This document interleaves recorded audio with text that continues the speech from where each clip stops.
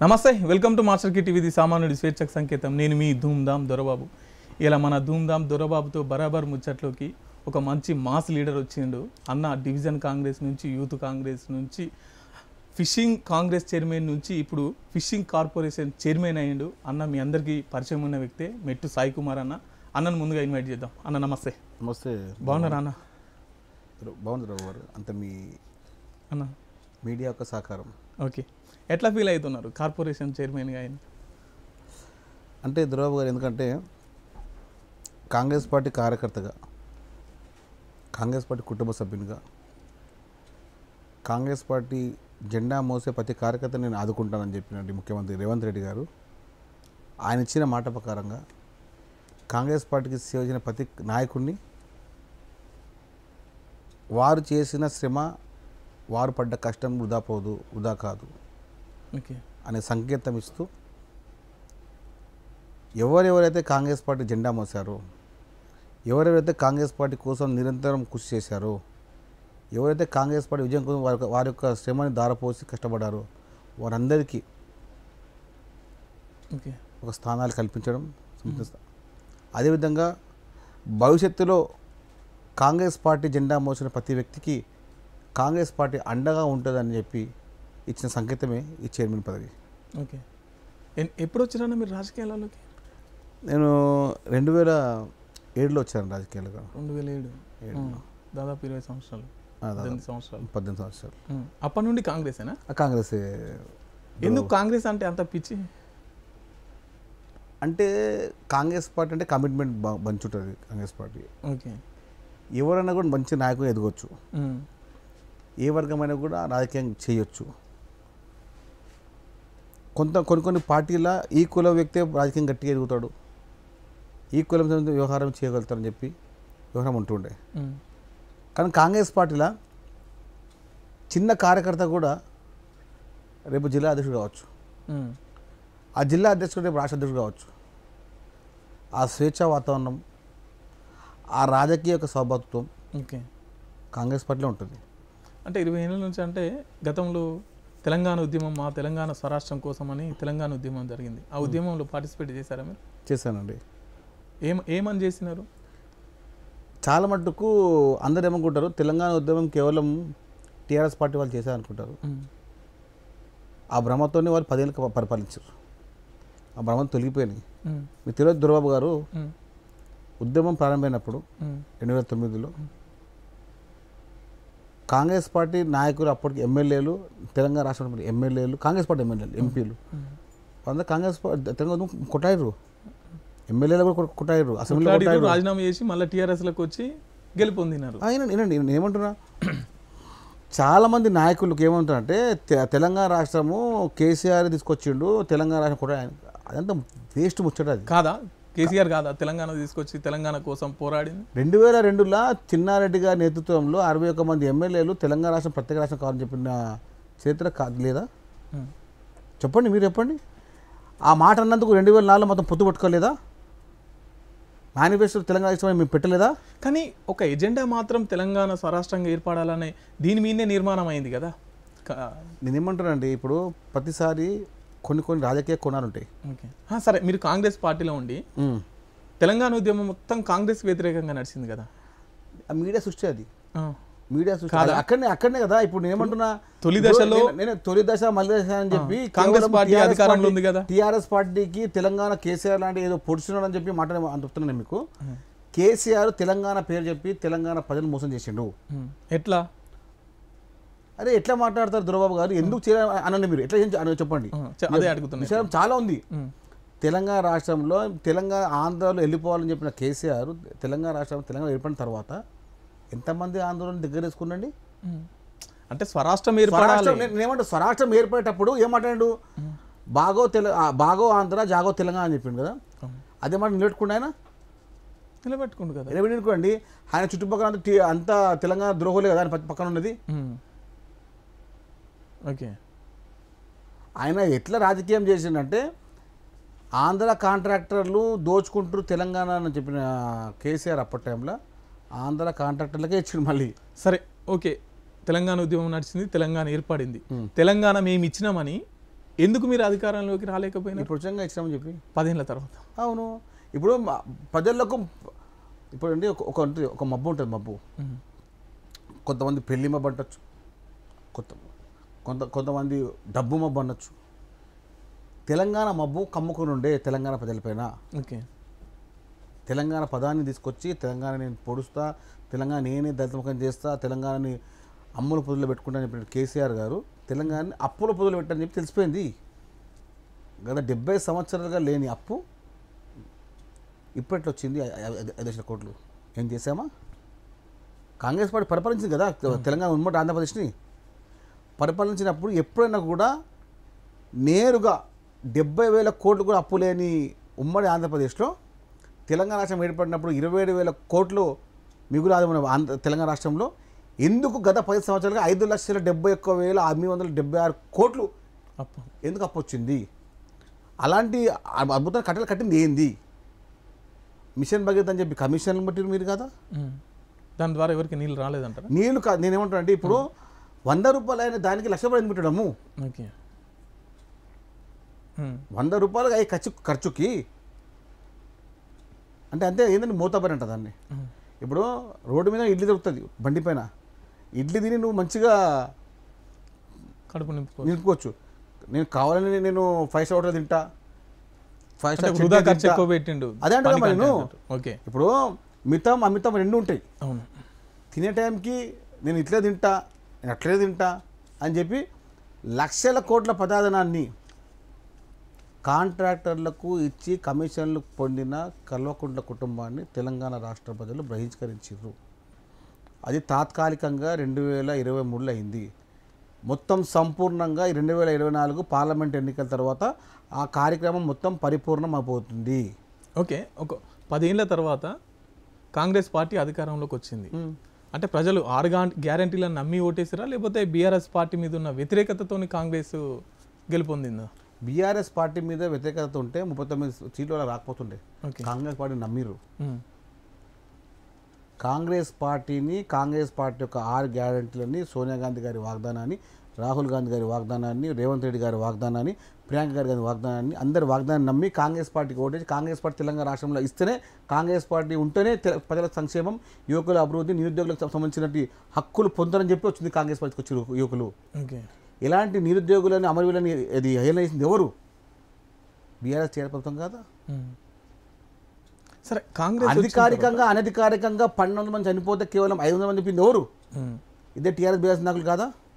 సరే, వాళ్ళు చనిపోవడానికి కారణం ఎవరు? కారణం వినండి. ఇప్పుడు కారణం మాట్లాడకండి మీరు. కారణం ఉద్యమంలా యుద్ధం చేసేటప్పుడు చాలామంది యుద్ధానికి అవుతూ ఉంటారు. అది యుద్ధం యొక్క నైపుణ్యత, యుద్ధం యొక్క పరిశీలన ఉంటుంది. ఓకే. మహాభారత యుద్ధంలో కారణం ఎవరని చెప్తే మాట్లాడతారా మీరు? రాముని యుద్ధానికి కారణం మాట్లాడతారా? కారణాలు చాలా ఉంటాయి. చనిపోతూ చాలా మంది అంటే ధర్మం కోసం చేసిరని చెప్పేసి మాట్లాడతారు. ధర్మంకి అధర్మానికి ఏమంటున్నాను? తెలంగాణ రాష్ట్రాన్ని ఇవ్వాలని చెప్పినట్టు కేసీఆర్ అనుకుని పెట్టి సోనియా గాంధీ చేయకపోతే కేసీఆర్ ముఖ్యమంత్రి అవుతున్నా. లేట్ ఇచ్చినా కూడా ఆంధ్రప్రదేశ్ కాంగ్రెస్ పార్టీ చచ్చిపోయినా ఇచ్చినాము. ఎక్కడ ఎక్కువ ఎంపీ సీట్లు ఉన్నాయి, ఎక్కడ ఎక్కువ ఎమ్మెల్యే సీట్లు ఉన్నాయి. ఓకే. కాంగ్రెస్ పార్టీ అంటే కమిట్మెంట్. ఒకసారి మాట ఇస్తే నిలబెట్టుకుంటాము. ఓకే. అన్నాము 6 గ్యారంటీలు 100 రోజులు ఇచ్చాము. వీళ్ళకు మనుషులు అనుకుంటే, వీళ్ళు మనుషులు అయితే వాళ్ళ ఇంట్లో కూడా వాళ్ళ భార్యలు వాళ్ళు తిడుతున్నారు బీఆర్ఎస్ నాయకులని.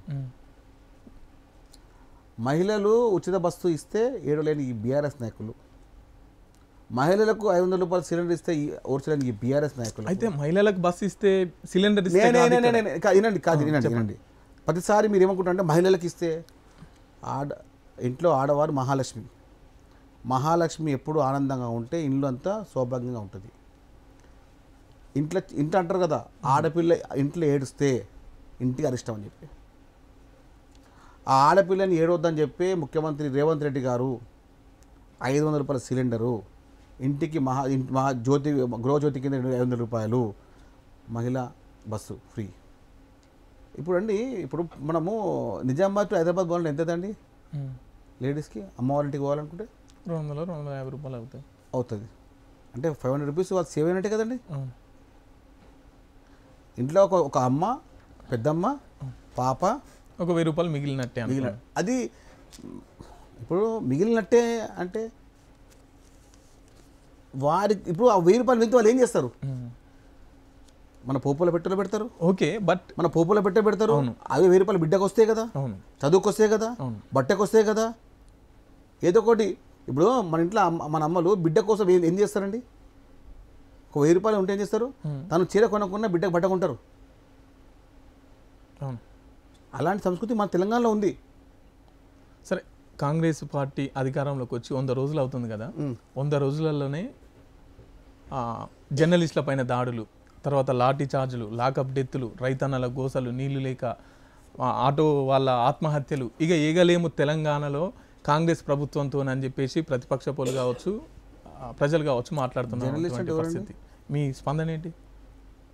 జర్నలిస్ట్ శంకర్ పైన, తర్వాత చిలుక ప్రవీణ్ పైన, ప్రశ్నించే వాళ్ళ పైన జర్నలిస్ట్ అని చెప్పి శంకర్ పేరు చెప్పకండి ప్లీజ్. అమ్మాయిలను నేర్పించేవాళ్ళు, అమ్మాయిలు హింసించేవాడు, అమ్మాయిలతో సెక్స్ అలమెంట్ చేసేవాళ్ళు మీరు జర్నలిస్ట్ అనకండి. మీ గౌరవం పోతుంది. మీలాంటి అమ్మల పొద్దులు అస్త్రాలు అదొక వేస్ట్ వస్తామండి. మీరు చాలా జర్నలిస్ట్ అంటే ఒక 4 స్తంభాలు, ఒక స్తంభం, న్యాయ పునాది మీరు జర్నలిస్ట్ అంటే. జర్నలిస్ట్ ముసుగులో లేడీస్ని ఇబ్బంది పెట్టేవారిని ఏమనాలి చెప్పండి? మేము వాళ్ళ లేడీస్ వాళ్ళకి బాగా కంప్లైంట్ ఇచ్చి అంటే కంప్లైంట్ ఇవ్వద్దు అంటారా? లేదు, లేడీస్ వాళ్ళతో మీరే కావాలని కుట్రపూరితంగా చేస్తున్నారు. కేటీఆర్ వచ్చి అరే ఎప్పుడు ఆత్మహత్యలు చేసుకుంటే రాని కేటీఆర్ ఒక అమ్మాయిని నేర్పించి వచ్చి ఇంటికి వచ్చి పరామర్శించి ఏంటింది ఎక్కడ పోతుంది సమాజం చెప్పండి? అంటే అమ్మాయిని నేర్పించే వ్యక్తికి మీరు భరోసా ఇస్తున్నారన్నమాట, ఏడిపించురా అని చెప్పి. అంటే అలాంటి వ్యక్తికి భరోసా ఇచ్చాడు కేటీఆర్ గారి నుంచి మనం మాట్లాడాలి. ఎప్పుడు ఆత్మహత్య చేసుకుని పరామర్శించిన కేటీఆర్ అక్కడ ఓల్డ్ సిటీలో కానిస్టేబుల్ ఆత్మహత్య కేటీఆర్ అప్పటికి ఇప్పుడు వచ్చి నేను ముట్టుకుంటా, నేను పట్టుకుంటా, నేను అండగా ఉంటా అంటే ఏం చెప్పాలి? ఓకే చెప్పండి మీరే. తెలంగాణ రాష్ట్రం ఇట్లుండనా? ఎప్పుడండి 10 ఏళ్లలో కేసీఆర్ ఎంతమంది కలిసింది చెప్పండి? ముఖ్యమంత్రి రేవంత్ రెడ్డి గారు ప్రతిరోజు 10 మంది కలుస్తున్నాడు. ఎమ్మెల్యేని, ఎంపీలని, కౌన్సిలర్ని, సర్పంచ్ని, వార్డు మెంబర్ని కలుస్తున్నాడు. వీఆర్ ప్రౌడ్, చెప్తున్నాం గర్వంగా. ముఖ్యమంత్రిగా రేవంత్ రెడ్డి గారు ఆటో డ్రైవర్లు చాలా మంది ఆత్మహత్య చేసుకున్నారు. మెట్రో కట్టినప్పుడు కూడా ఇదే మాటనండి. అవుతుందండి, మెట్రో కట్టినప్పుడు కూడా హైదరాబాద్ నగరంలో మెట్రో కట్టినప్పుడు ఆటోలు ఉండవని చెప్పారు. కానీ ఇప్పుడు ఏమవుతుంది? ఆటో పని ఆటో. ఇప్పుడు నేను ఆటో ఎక్కాలండి, బస్సు ఉన్నా నేను ఎక్కుతానా? అవసరం ఎక్కిపోతా, బండికి ఆటో ఎక్కిపోతా. అవసరం బట్టి ఎక్కేది, అవసరం బట్టి తప్ప ఆటోనే ప్రయాణిస్తా అని చెప్పి ఏ వ్యక్తి అన్నాడు? నేను కార్లు ఎక్కుతాను చెప్పి ఏ వ్యక్తి అన్నాడు? అవసరం బట్టే ప్రణాళిక ఉంటుంది. ఇప్పుడు నేను అవసరం ఉంది, నాకు బస్సులో నేను వెయిట్ చేస్తానా? ఆటో ఎక్కిపోతా. నాకు అవసరం లేదు, నేను బస్సు ఎక్కుతా. డబ్బులు లేవు, నేను బస్సు ఎక్కుతా. కాంగ్రెస్ నా దగ్గర 100 రూపాయలు ఉన్నాయి, నేను రోడ్డు మీద తింటాను, ఇడ్లీ తింటా. అదే 1000 రూపాయలు ఉన్నాయి, నేను హోటల్ తింటా. కాంగ్రెస్ పార్టీ వచ్చిన తర్వాత, అధికారంలోకి వచ్చిన తర్వాత 30,000 ఉద్యోగాలు ఇచ్చినామని చెప్తున్నారు. కానీ అవి నోటిఫికేషన్ వచ్చినాయి, ఎగ్జామ్ రాసినాయి, అదంతా బీఆర్ఎస్ ప్రభుత్వంలో కదా. ఇప్పుడు ఏదో వాళ్ళకి పత్రాలు ఇచ్చి మేమే ఉద్యోగాలు ఇచ్చినాం అనడం ఎంతవరకు కరెక్ట్ అంటారు? అంటే మేము మెట్రో ఇనాగ్రేట్ చేస్తే మీరు ఓపెన్ చేస్తేమో అది మెట్రో మీరు కట్టినట్టు, మేమేమో నీళ్లు ఓపెన్ చేసి నదులు అంతా అనుసంధానం చేస్తే మీరు నీళ్ళు తీసుకొని ఎత్తే పోసుకుంటే అది మీరు చేసినట్టు మీ హుకుమత్లా. ఇప్పుడు అదే ఫార్ములా మీరు వినండి సార్, ఇప్పుడు గవర్నమెంట్ అట్లా ఉండదు. ఇప్పుడు మీరున్నారు, మీరు ఎగ్జామ్ రాసిర్రు, రిజల్ట్ రావాలి. అదే కేసు అంటే ఆపుతుండే, ఆపు పార్లమెంట్ ఇద్దామంటుండే. అదే రేవంత్ రెడ్డి గారు దోచుతోని ఓపెన్ చేయండి, ఇద్దాం. ఏదైనా ఓపెన్ చేయండి, డిఎస్సి ఓపెన్ చేయండి, నోటిఫికేషన్ ఇవ్వండి. అరే ఇంత బాహాటంగా మేము పనిచేస్తుంటే కళ్ళులో కబుతులా వీళ్ళు? మనుషులేనా అసలు వీళ్ళు? చెప్పండి మీరే. అంటే 200 యూనిట్ల ఫ్రీ కరెంట్ ఇస్తే మీకు తప్పవుతుందా? ఇప్పుడు నాది కారు ఉందండి, నాకు 250 గదాలు నాకు ఇల్లు ఉంది, నాకు కారు ఉంది. ఇప్పుడు ఫ్రీ కరెంట్ నాకు ఏమంటారా మీరు? నా వైట్ కార్డు ఏమంటారు మీరు? ఒప్పుకుంటారా మీరు? ఒప్పుకోరు. అర్హత గల ప్రతి వ్యక్తికి, అర్హత గల ప్రతి కుటుంబానికి, అర్హత గల ప్రతి వ్యక్తి, మహిళా వ్యక్తికి, శక్తి కుటుంబానికి ఏం కాదండి.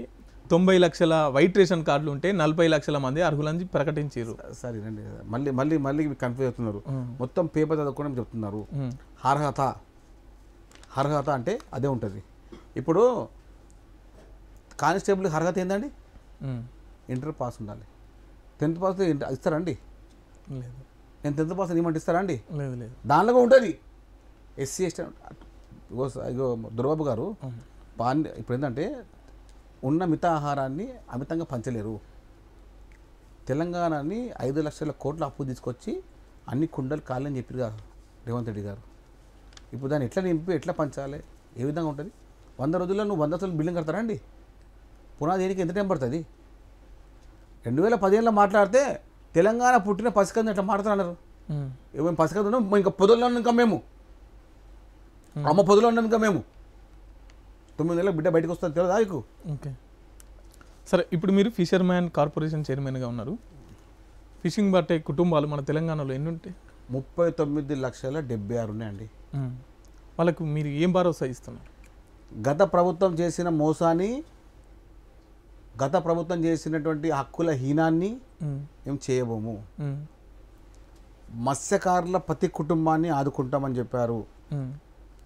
అదే మాట ప్రకారంగా ప్రతి మత్స్యకారులకు 55 సంవత్సరాలు నిండిన ప్రతి మత్స్యకారునికి పెన్షన్ వచ్చే విధంగా, అదేవిధంగా హెల్త్ బీమాని చేపలు పట్టే ప్రతి వృత్తికారునికి, ప్రతి మత్స్యకారునికి హెల్త్ బీమాని 10 లక్షలకు నేరుగా. ఇప్పుడు అనొచ్చు వైట్ రేషన్ కార్డు అట్లేముండదు. మత్స్యకారులకు సంబంధించిన సొసైటీ సభ్యులు ప్రతి ఒక్కరికి కూడా 10 లక్షల బీమా నేరుగా ఉంటుంది. చనిపోతే, ప్రమాదం చనిపోతే నేరుగా 5 లక్షల రూపాయలు ఉంటున్నాయి. అదేవిధంగా నిరుపేద మత్స్యకారులకు అందరికీ ఇందిరమ్మ ఇల్లు ఇచ్చే విధంగా.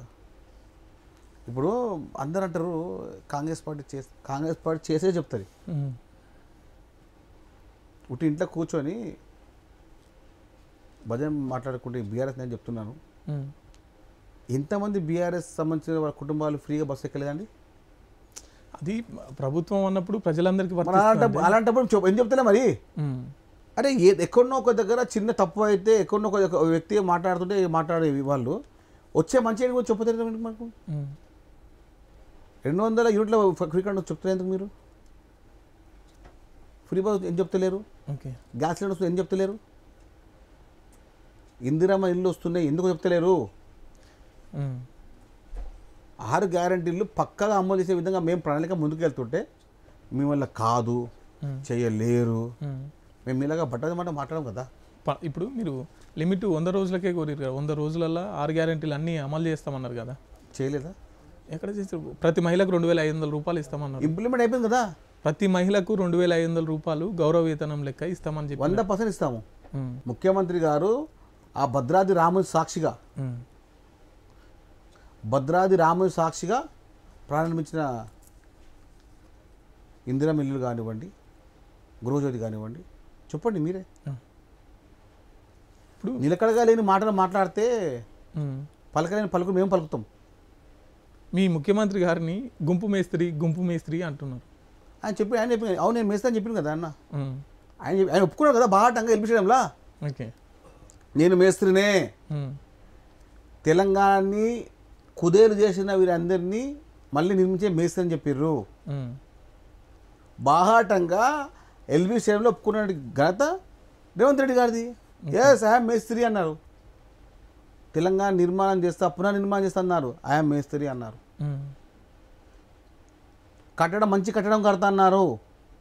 నిర్మాణంలో ఎలాంటి లోపం ఉందో అని చెప్పారు. ఐఎమ్ మేస్త్రి అన్నారు. సరే, హైదరాబాద్లో చెరువులన్నీ కబ్జాలకు గురవుతున్నాయి. వాటిపైన మీ స్పందన ఏంటి? 10 సంవత్సరాలుగా కబ్జాలకు గురైన ప్రతి చెరువు పైన నివేదిక కోరుతున్నాము. ఇదే విషయాన్ని ముఖ్యమంత్రి రేవంత్ రెడ్డి గారు చెప్పాము. ఏమన్నారు? చెరువుల పైన హక్కులు, చెరువుల యొక్క కబ్జాల గురించి ప్రత్యేక నివేదిక అని చెప్పారు. హెచ్ఎండి సంబంధించిన వ్యవహారంలో హైదరాబాద్ చుట్టుపక్కల ఉన్నటువంటి 37 చెరువులు ఇప్పుడు గాయమైనాయి. గత 9 సంవత్సరాలుగా 37 చెరువులు హైదరాబాద్ చుట్టూ పీరం చెరువు కానివ్వండి, ఓల్సీ అన్ని చెరువులు కానీ గాయపోయినాయి. ఎట్లా పోయినాయి? ఆకాశం మింగిందా, భూమి మింగిందా? ఈ 9 సంవత్సరాలుగా బీఆర్ఎస్ నాయకులు ఎక్కడ ఖాళీ భూమి కానివ్వండి, ఎక్కడ శ్మశానం కానివ్వండి, ఎక్కడ ఖాళీ చెరువు కానీ దొరకకుండా కబ్జా చేసి కోట్లు గడించిండ్రు. శ్మశాలను కూడా 100కు 100%. పంజాగుట్ట శ్మశానం చూడిపోండి ఎట్లా అయింది. నా పక్కన బిల్డింగ్ ఎవరు కట్టిరు? అందులో భాగం ఎవరిది? పంజాగుట్ట శ్మశానానికి పక్కన మెయిన్ రోడ్లో కమర్షియల్ బిల్డింగ్ ఏ విధంగా వచ్చింది, ఎవరి హయాంలో వచ్చింది, దానికి సారథ్యం ఎవరు వహించారు, ఎట్లా వచ్చింది? కబ్జాలు చేసేది మీరు, కళ్ళబోలి కబుర్లు చెప్పేది కూడా మీరే. తెలంగాణలో రావుల పాలన పోయి రెడ్ల పాలన వచ్చిందని చెప్పి మాట్లాడుతారు సార్. ఇప్పుడు రావుల పాలన పోయి రెడ్ల పాలన వచ్చిందని చెప్పి కొత్తగా రాలేదే. కాసు బొమ్మన రెడ్డి చేశారు, జలగం వెంగళరావు గారు చేశారు, రాజశేఖర రెడ్డి గారు చేశారు, కిరణ్ కుమార్ రెడ్డి గారు చేశారు, రోసయ్య గారు ఆర్వీసీ చేశారు సీఎంగా, అంజయ్ గారు చేశారు, దామోదర్ సంజీవ్ గారు చేశారు ముఖ్యమంత్రిగా. అప్పుడు మాట్లాడిన మాట ఇప్పుడు ఎట్లా వస్తుంది? ఇంతకుముందు వాళ్ళు జలగం వెంగళరావు రావు కాదా, కాసు బొమ్మన రెడ్డి కాదా? సో అదే వారసత్వాన్ని తీసుకుని వారసత్వం కాదు, నాయకత్వం అంటారండి. ప్రతిసారి నాయకత్వం అంటారు, చాలా డిఫరెంట్ ఉంటుంది. ముఖ్యమంత్రి కొడుకు కాదు కదా ఆయన, ముఖ్యమంత్రి గానికే రేవంత్ రెడ్డి గారు. చెప్పండి మీరే, వారసత్వం అమ్మా ఇది? కేటీఆర్ వాళ్ళ నాన్న ముఖ్యమంత్రి కాబట్టి కేటీఆర్ ముఖ్యమంత్రి అడిగాడు కావాలని చెప్పి. వీళ్ళ ఆయన ముఖ్యమంత్రి కాదు, మన రేవంత్ రెడ్డి వారి ఫాదర్ ఒక సాధారణ రైతు కుటుంబం. అది మీరు గుర్తించండి. సాధారణ రైతు కుటుంబం ముఖ్యమంత్రి గారిది. ఓకే కాదు అని ఇప్పుడు ఒక వీడియోలో మాట్లాడుతూ మా నాన్న మా తాతలు ఆ పటేళ్ల కింద పనిచేసిన పోలీసు పటేళ్ళు, మాకు 1000 కోట్ల ఆస్తులు ఉన్నాయి, 100 ఎకరాల భూములు ఉన్నాయని చెప్పేసి మాట్లాడిండు రేవంత్ రెడ్డి గారే. ఇప్పుడు నేను ఏమంటున్నా, మీరేమో సాధారణమైన రైతు కుటుంబం అనుకోండి. ఇప్పుడు 100 ఎకరాల భూమి ఉంటే మనం 100 ఎకరాలు పండించలేమన్నా. 90 ఎకరాలు మూలకు ఉంటుంది, 10 ఎకరాలు పండిస్తాం మన స్తోమత. ఇంట్లో అవసరం పట్టి ఇంక 20 ఎకరాలు పండిస్తాము. అప్పుడు మిషనరీ ఎక్కడుంది? ఇప్పుడున్న మిషనరీ అప్పుడు ఎక్కడుంది? 50 ఏళ్ళ కింద ప్రతి ఊర్లో ప్రతి ఒక్క వ్యక్తికి 20 ఎకరాలు ఉంటుండే మామూలుగానే. రైతు కుటుంబం చెప్పుకొని గర్వపడుతుంది ఆయన. సరే, మెట్టు సాయి అన్న మాట్లాడితే ఒక పొలిటీషియన్గా కాకుండా భౌతిక దాడులు చేద్దాం, అది చేస్తాం, ఇది చేస్తాం అని మాట్లాడుతుంటారు అని చెప్పేసి దీని మీద మీ మీద ఒక తీవ్రమైన విమర్శ ఉందన్న. అంటే ఇప్పుడు విమర్శలు అంటే నేను చెప్తున్నా దుర్బాబు గారు, ఇప్పుడు రోడ్డు మీద మీరు పోతుంటే మీరు తిరిగితే మీరు ఊరుకుంటారా? ఊరుకోరు. నువ్వు ఏదో అంటే మీరు ఊరుకుంటారా? నన్ను ఊరుకోరు. నేను ఎంతో ఉండండి వచ్చిన గల పట్టుకోరా మీరు? పట్టుకుంటారు. అరే బాహాటంగా,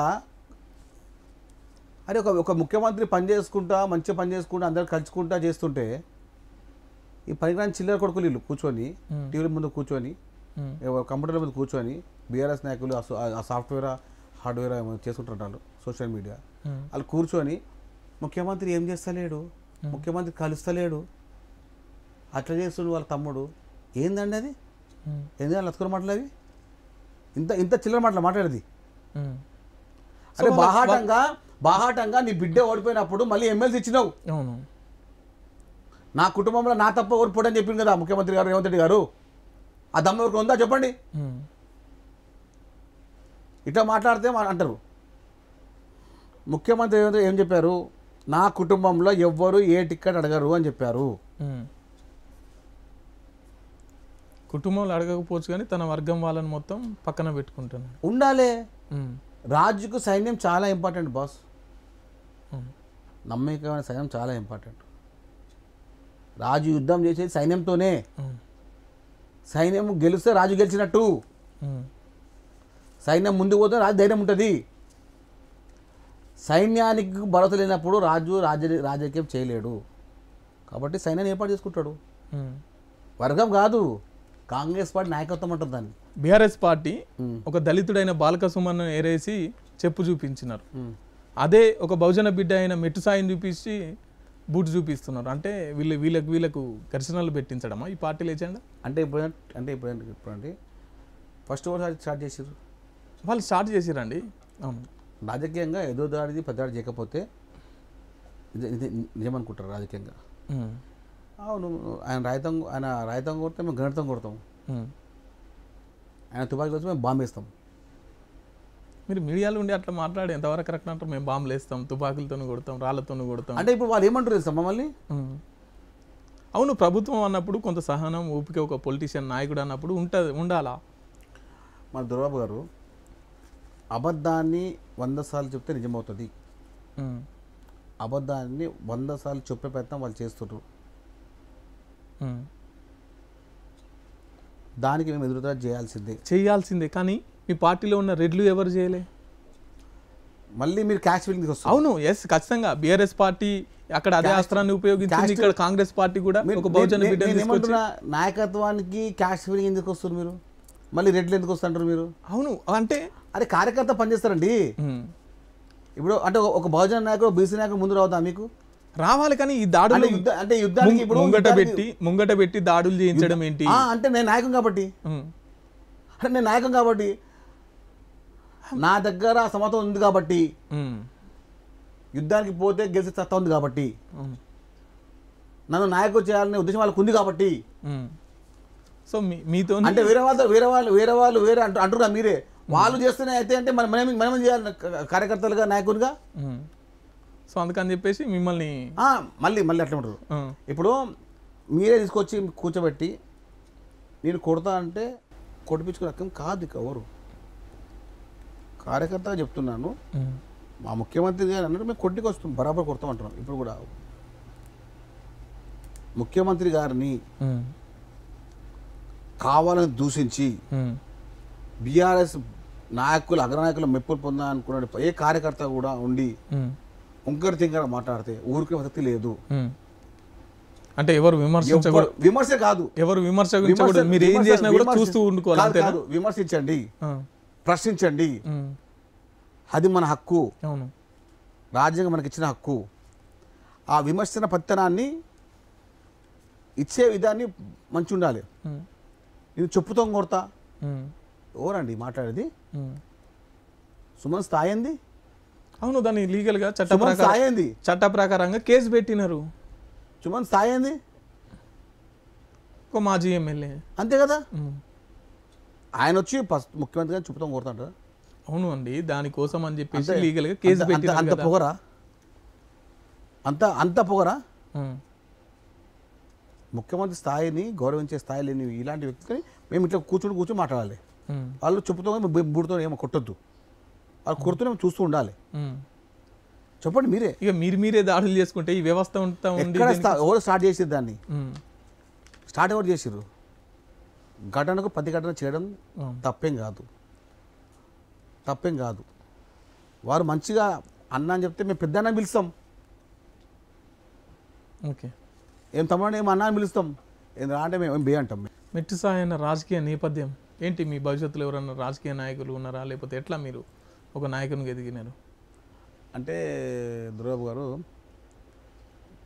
రాజకీయం చేయాలనుకున్నటువంటి చాలా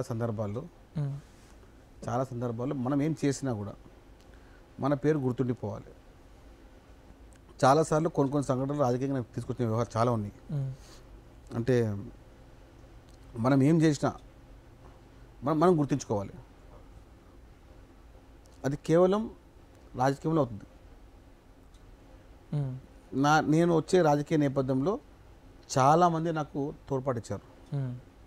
అంటే ఇప్పుడు 10th క్లాస్లో ఒక టీచర్ ఉండొచ్చు, ఇంటర్లో ఒక టీచర్, మన 10th క్లాస్లో ఈవినింగ్ ఒక ట్యూషన్ టీచర్ ఉంటారు. అట్లా 10th, ఇంటర్, డిగ్రీ ఇట్లా చదువులో ఉన్న టీచర్ విధంగా ప్రతిసారి నాకు రాజకీయంగా ఎవరో ఒకరు నాకు తోడ్పాటు ఇచ్చి ఉన్నారు. మా కుటుంబం అంతా సామాన్య మత్స్యకార కుటుంబం. అది మా కుటుంబంలో ఎవ్వరు గతంలో కానీ ఎమ్మెల్యే లేరు, నాకు ముందు ఎవరికి ఎంపీ లేరు, మా ఇంట్లో ఎవరు లేరు. మా ఇంట్లో అందరూ ప్రభుత్వ ఉద్యోగులు మాత్రమే. నేను ఒక్కొన్ని అంటే మేము రాజకీయం కోసము సేవ చేయడం కోసము ఎప్పుడు మనం ప్రజలకు అందుబాటులో విధంగా ఉండాలని చెప్పి ఉద్దేశంతో. మీ రాజకీయ గురువు ఎవరన్నా? అంటే మాకు వ్యక్తిగతంగా ఫస్ట్ రాజకీయ గురువు వచ్చేసి అంటే మేము ప్రోద్బలం పొంది మేము ముందుకు రానుకున్నప్పుడు నాయన నరసింహారెడ్డి గారు, ఓకే, ఆ తర్వాత పీజీఆర్ గారు. ఓకే, ఇద్దరితోనే మాకు రాజకీయంగా చాలా అనుబంధం ఉంది. ఈ మధ్య దానం నాగేంద్ర గారు కానివ్వండి, అదేవిధంగా అంజన్ కుమార్ యాదవ్ గారు కానివ్వండి, మన జగ్గారెడ్డి గారు కానివ్వండి, ఇట్లా చాలామంది ప్రోద్బలంగా మనకు ఇవ్వడం జరిగింది. ఎంత చదువుకున్నాను? నేను ఎంకామ్ ఎల్ఎల్బి చేశాను. మరి మంచి జాబ్ చేసుకోక ఎందుకు ఈ పొలిటికల్గా టర్న్ తీసుకున్నారు? అంటే ఇప్పుడు ప్రతి ఒక్క వ్యక్తికి జీవితంలో ఏదో సాధించాలి. నేను జాబ్ చేయొచ్చు, ఇప్పుడు కూడా నా క్లాస్మేట్స్ అందరు ఇప్పుడు ఎస్ఐలుగా ఎంఆర్ఓలో సెటిల్ ఉన్నారు. రాజకీయ నాయకులు ఎదిగినప్పుడే మన సేవ అమితంగా ఉంటుందని చెప్పి తెలుసుకున్నాను నేను. అదే మీరు ఎస్ఐ అనుకోండి, మీరు కొంచెం చేయగలుగుతారు. ఎంత ఒక మొత్తం మీద మీకు ప్రజా సేవ చేయడం ఇష్టం. ఓకే, ప్రజా చేయడం ఇష్టము. అదేవిధంగా ప్రజలకు ఎప్పుడు అనుకూలంగా ఉండేది చాలా ఇష్టం. సేవ ఒకలాగా ఉంటుంది, అనుకూలం ఒకలాగా ఉంటుంది. కొన్నిసార్లు మనం ఎంత మాట్లాడినా కూడా మనం ముందుకు రాలేము, కానీ ప్రజలు మనం మెచ్చుకోవాలి.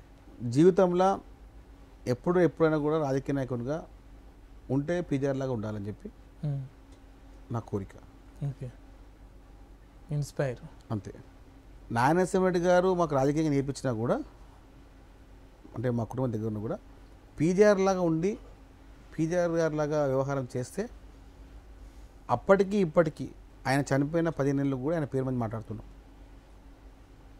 కాబట్టి మనం ఉన్నంతసేపు ఎన్ని నెలలు బతికినామా, ఎంత ఉన్నామని కాకుండా ఎట్లా మన పేరు ఎట్లా వచ్చింది, ప్రజలు మన పేరు ఏ విధంగా కూర్చునే విధంగా చేయడమే నా యొక్క ముఖ్య ఉద్దేశం. ఓకే, సరే. తెలంగాణలో అంటే కేసీఆర్ మీద ఉన్న వ్యతిరేకతన 6 గ్యారెంటీలో కాంగ్రెస్ జెండా ఎగిరింది. భారతదేశంలో ఎగురుతుందా? దురదృష్టవశాత్తు మళ్ళీ బీజేపీ కూడా వస్తే భారతదేశంలో దురదృష్టవశాత్తు బీజేపీ కూడా గెలిస్తే ఓకే, రాజ్యాంగం అనే పదాన్ని మనం మాట్లాడకూడదు, హక్కులు అనే విషయాన్ని మనం అడగకూడదు, నియంత్రిత పాలనకి మనమే ఆహ్వానించినట్టు, గుళ్ళపైన మసీదులపైన ఓట్లు అడిగే రాజకీయంలో కాంగ్రెస్ పార్టీ ఎప్పుడు చేయదు. దమ్ముంటే బీజేపీ నాయకులకు ఒకటే మాట చెప్పండి, ఈ ఎన్నికల్లో నెక్స్ట్ ఎన్నికల్లో మేము గ్యాస్ ధరని పెంచామని చెప్పమని ఓట్లు అడగమని చెప్పండి. వచ్చే ఎన్నికల్లో మేము డీజిల్ పెంచాము, మేము పెట్రోల్ ధరలు పెంచామని అడగమని చెప్పండి, ఓట్లు అడగని చెప్పండి. వాళ్ళు ఎక్కడ పైన ఏం మాట్లాడుతున్నారు అండి? గుడి కట్టాము, అది చేసాము, ఇంకేది చేసేస్తాము అంటే ప్రజలని 2 వర్గాలుగా విడిపించేసి ఒక వర్గంకి అనుకూలంగా మనం మాట్లాడిస్తే ఇంకో వర్గంపై ఏదైనా చేసుకోవచ్చు అనే వ్యవహారంలో బీజేపీ చేస్తుంది. అన్ని వర్గాలను సమతుల్యం చేసే పని కాంగ్రెస్ పార్టీ పని. అధికారం కాంగ్రెస్ పార్టీ 2024లో 100% దేశంలో కాంగ్రెస్ పార్టీ జెండా ఇండియా కూటమి ఎగురుతుంది. అందరు ఏదో మాట్లాడుతున్నారు, ఏమని మోడీ వచ్చే ప్రసక్తే లేదు, 400 సీట్లు మోదీకి అని చెప్పేసి వాళ్ళు. అదే అంటున్నా ఏమండి, మీడియాని చేతిలో పెట్టుకొని జాతీయ మీడియాని కొనుక్కొని వాళ్ళు కీలు బొమ్మలుగా మాట్లాడి రావాల్సింది ఏదో అని చెప్పకుండా వచ్చేది వస్తుంది అని చెప్పే విధంగా వాళ్ళు దాన్ని సృష్టించడమే వాళ్ళ యొక్క పని. ఓకే, సరే. బీజేపీ అంటే గుళ్ళ పేరు చెప్పి దాని పేరు చెప్పి అని చెప్పేసి మాట్లాడుతున్నాం. కాంగ్రెస్కు ఎందుకు ఓటేయాలి? దేశ రక్షణ కోసం, దేశం యొక్క ప్రజల కోసం, ఓకే, దేశంలో నివసించే ప్రతి ఒక్క వర్గాల కోసం, వివిధ రాష్ట్రాల యొక్క స్వేచ్ఛ కోసం, ప్రజలు వారి యొక్క హక్కుల కోసం దేశంలో కాంగ్రెస్ పార్టీ రావడం చాలా అవకాశం. ఉత్తరప్రదేశ్లో మీరు చూడండి ఏ విధంగా వ్యవహారం ఉంటుంది. మహారాష్ట్ర ఎప్పటిక్కడ బీజేపీ రాష్ట్రం ఉంటుందో అక్కడక్కడ దౌర్జన్యాలు ఏం చెప్పండి మీరు. అభివృద్ధి అనే సమస్యనే ఉండడానికి ఆ ముచ్చటే ఉండదు ఇక్కడ. ఓకే, రోడ్డు మధ్యలో ఈ మధ్యలో గుడి ఏమైనా ఉందా దాని మీద సృష్టించడం, కులాల మధ్య, ప్రాంతాల మధ్య, వర్గాల మధ్య, వ్యక్తుల మధ్యలో కొట్టలు పెట్టడం, అది బీజేపీకి కొట్టిన పిండి పెట్టిన నెయ్యి. అది విడగొట్టడం, పాలించడం వారి యొక్క రాజకీయ నేపథ్యం. కాంగ్రెస్ పార్టీ కాదు, అది చేయలేదు, చేయబోదు. ఓకే, రేవంత్ రెడ్డి గారితో మీకు సన్నిహిత్యం ఎట్లా ఉంటుంది? అంటే దొరబాబు గారు, రేవంత్ రెడ్డి గారు ఒక విశిష్టమైన వ్యక్తి. ఎట్లా అంటే ఒక ఎమ్మెల్యేతో ఎట్లా మాట్లాడతారో ఒక సామాన్య కార్యకర్తతో కూడా అట్లనే మాట్లాడతాడు. ఎమ్మెల్యేతో కూర్చోబెట్టి మాట్లాడి కార్యకర్త నిలబెట్టి మాట్లాడే విధంగా ఆయన చేయలేడు, ఇంతవరకు ఎప్పుడు కాదు కూడా. కొన్ని మీడియాలో మాట్లాడతాడా మీతో? సామాన్య కార్యకర్త ఇంకా నేను చెప్తున్నా కదా, సామాన్య కార్యకర్త కూడా పిలిచి మాట్లాడే ఇప్పుడు కూడా ముఖ్యమంత్రి ఉన్నప్పుడు కూడా సామాన్య కార్యకర్త మీకు ఫోటో కూడా చూపిస్తా. ఓకే, నీకు ఫోటో కూడా చూపిస్తా. ఎందుకంటే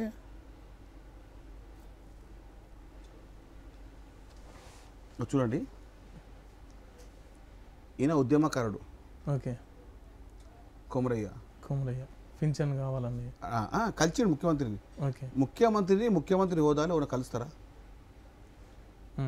కొమరయ్య అంటే ఇగో ఓకే, ముఖ్యమంత్రి కలిసిండు. ఇగో అంటే నేనేమంటారు, ఇగో ఆయన చూడండి, ఆయన ఆయన ఆయన ఆయన ఆయన వేసుకునే విధానం చూడండి, ఓకే, ఆయన వ్యవహారం చూడండి.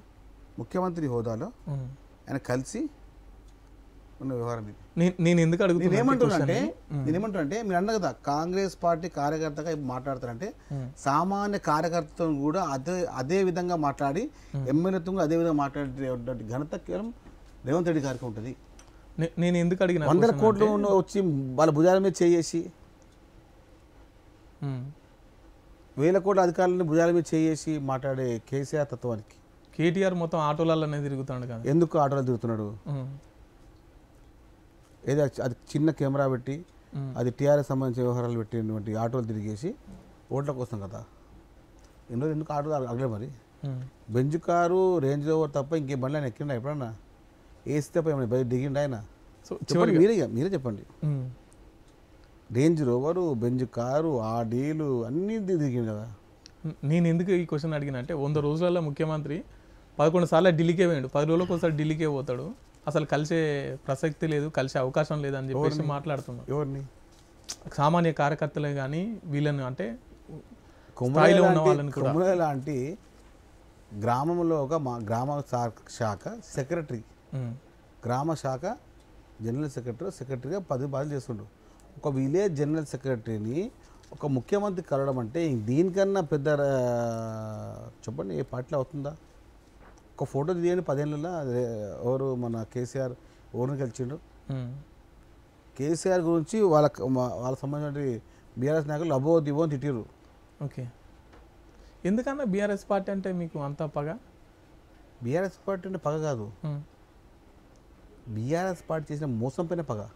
సో చివరిగా మా మాస్టర్ టీవీ ప్రేక్షకులకు ఏం చెప్పాలనుకుంటున్నాను, ప్రజలకు? తెలంగాణ రాష్ట్రంలో కాంగ్రెస్ పార్టీని గెలిపించిన తెలంగాణ ప్రజలకు ఇది ఒక స్వర్ణయుగం.